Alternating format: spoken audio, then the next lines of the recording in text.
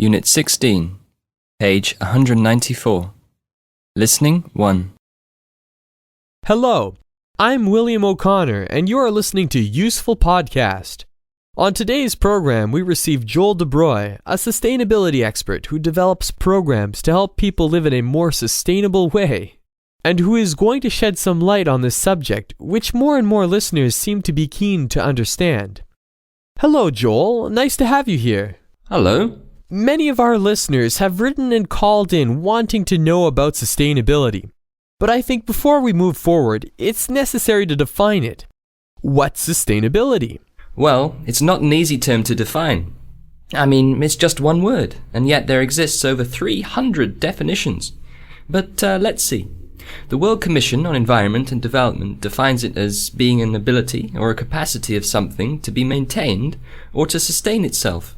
It's the forms of progress that meet the needs of the present without compromising the ability of future generations to meet their needs. Roughly speaking, it's using natural resources in a way that the future generations will still have them. They won't end. Exactly. And by natural resources, we mean water, wood, electricity, even food. I get it. But tell me one thing. Does it relate to the man on the street or only to big industries?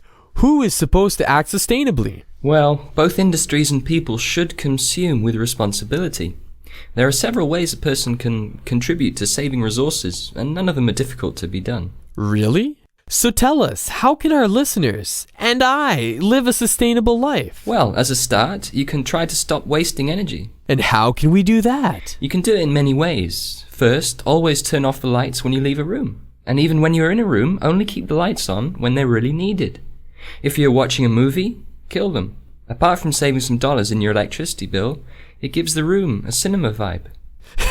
It sure does. Also, don't leave any appliances on standby, and remember not to leave laptops and mobile phones on charge unnecessarily.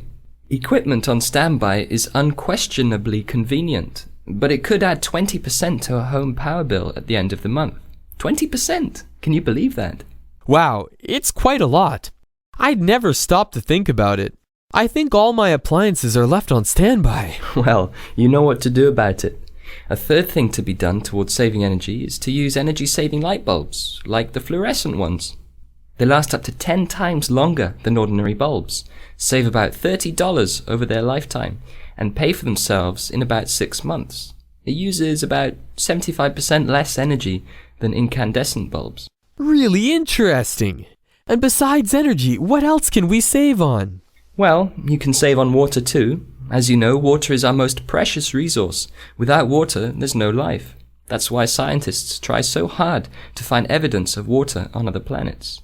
I see. So, for you to save water, you can simply do these things. First, turn off the tap. A running tap wastes over 6 liters of water a minute, so turn it off while brushing your teeth, shaving, or washing your face. And use cold water when you don't need hot. Also, make sure your taps are properly turned off. Dripping taps can waste over 5,000 liters of water in a year. With this quantity of water, it's possible to fill my kid's swimming pool up.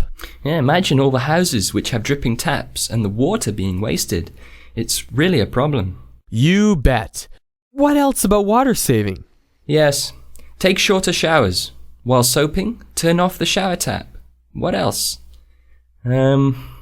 Use your brooms and not your hoses to clean the driveways and walkways.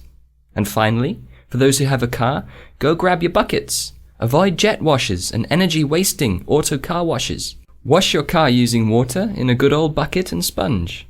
Not only will your pocket thank you, but the planet will too.